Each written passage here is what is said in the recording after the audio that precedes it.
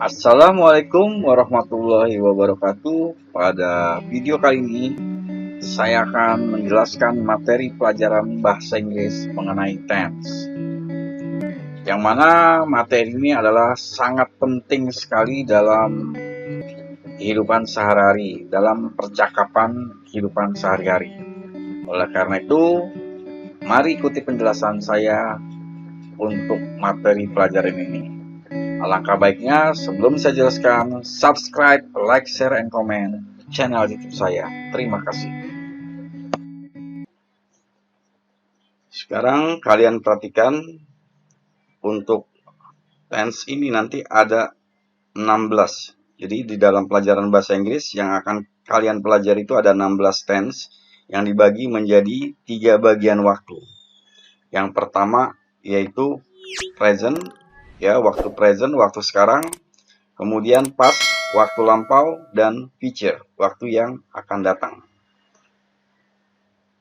Present dibagi menjadi 4, simple present tense, present continuous tense, present perfect tense, present perfect continuous tense.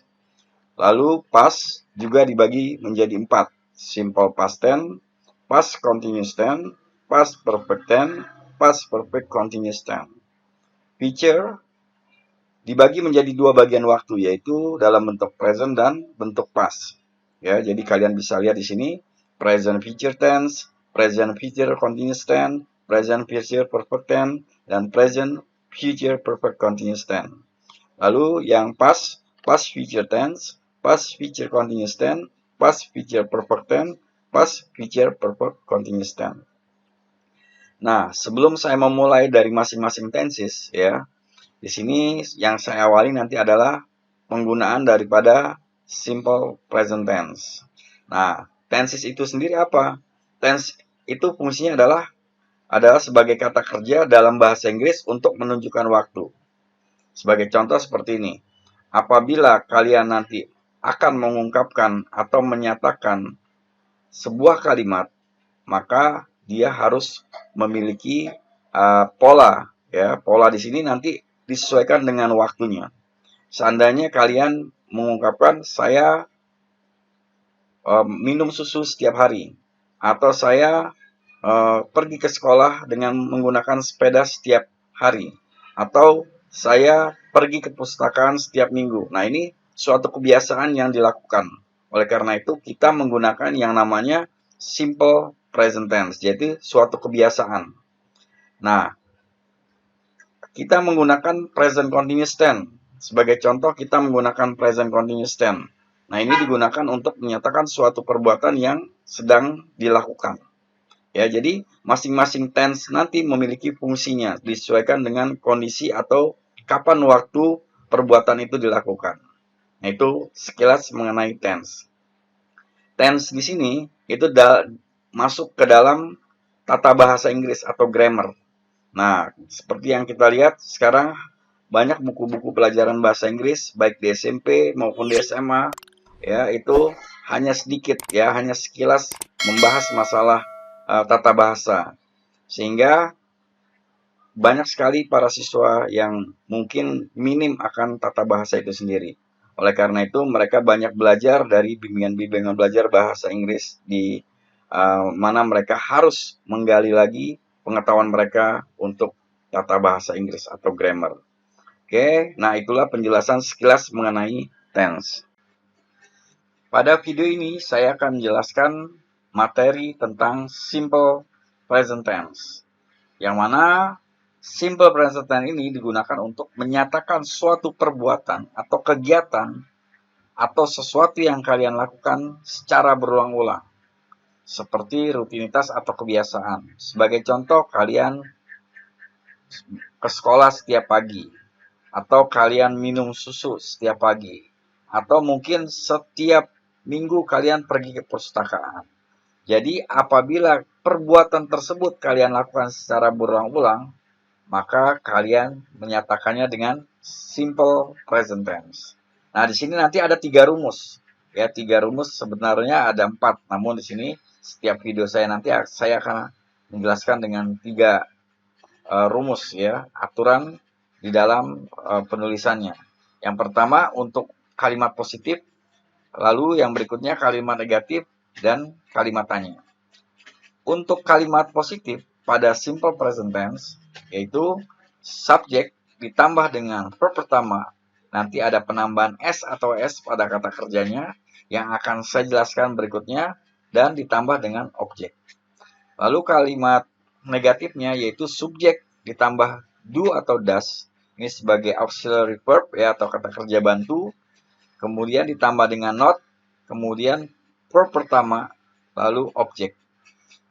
Kemudian kalimat pertanyaannya atau interrogative yaitu do dan does diletakkan di awal kalimat.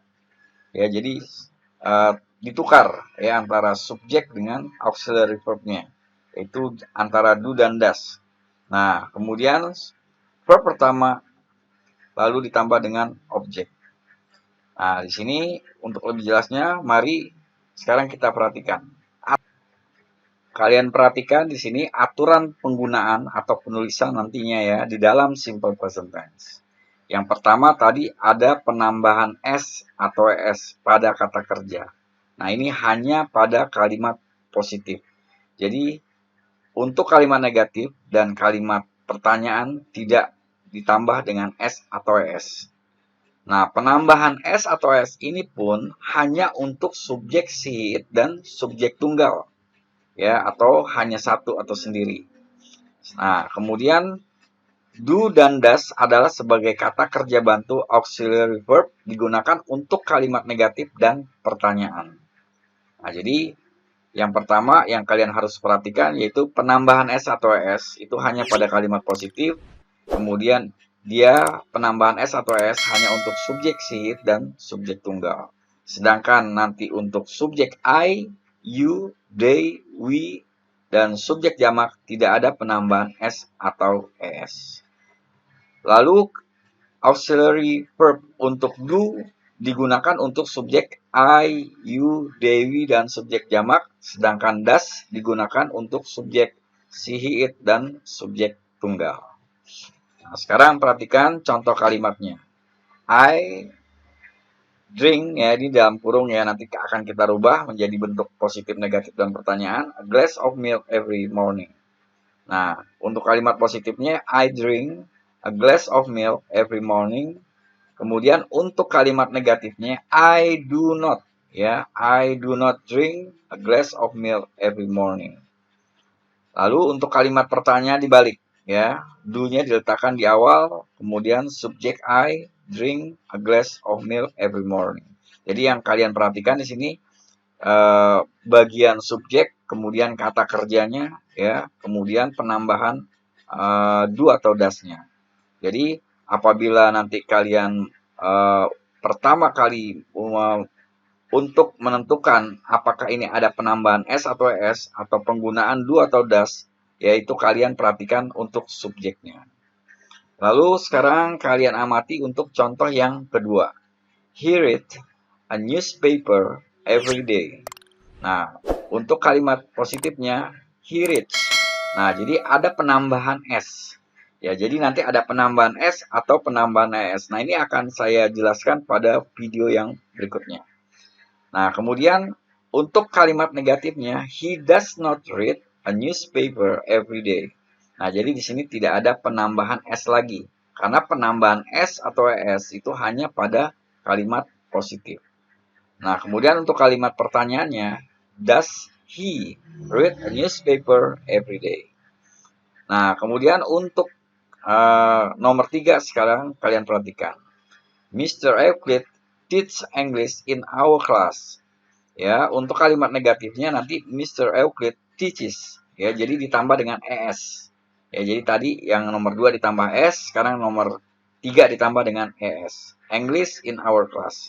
Nah, kemudian kalimat negatifnya Mr. Euclid doesn't. Nah, di sini does not dapat disingkat menjadi doesn't. Ya, teach. Nah, jadi tidak ada lagi penambahan, ya. Tidak ada lagi penambahan. Kemudian English in our class. Jadi kalian perhatikan kalimatnya di sini. Nah, ingat sekali lagi, jadi untuk kalimat di dalam simple present tense itu menggunakan kata kerja bentuk pertama. Jadi di dalam bahasa Inggris itu nanti ada 4 bentuk kata kerja, yaitu kata kerja bentuk pertama, verb 1, kemudian kata kerja bentuk kedua, kata kerja bentuk 3, dan verb ing. Ya, jadi ada 4 jenis. Nah, itu akan saya bahas secara detail pada video-video mengenai kata kerja ya. Jadi ada kata kerja untuk penambahan-penambahannya nanti akan saya jelaskan di video saya berikutnya. Nah, kemudian untuk contoh nomor 4, they play football in the yard. Nah, karena di sini subjeknya itu adalah they, maka tidak ada penambahan s atau es. Nah, kemudian they don't. Nah, di sini berarti do not dapat disingkat menjadi they don't play football in the yard. Kemudian kalimat pertanyaannya, do they play football in the yard? Nah, lalu sekarang ini nanti kalimat tanya itu adalah kalimat tanya yang kita jawab dengan pertanyaan atau jawaban dengan yes no, yang dalam bahasa Inggris disingkat dengan yes no question. Nah, jadi hanya menjawab dengan yes dan no. Nah, untuk penggunaan do, yaitu nanti seandainya contoh di sini, do you study English? Ya, jawabnya yes I do, atau no I do not, atau no I don't. Nah, kemudian untuk nomor 2-nya, does Rifat watch TV? Yes, he do. Maaf, di sini harusnya yes he does ya. Maaf, di sini harusnya yes he does, bukan yes he do. Ya, harusnya yes he does. Di sini saya tambahkan ya, yes he does.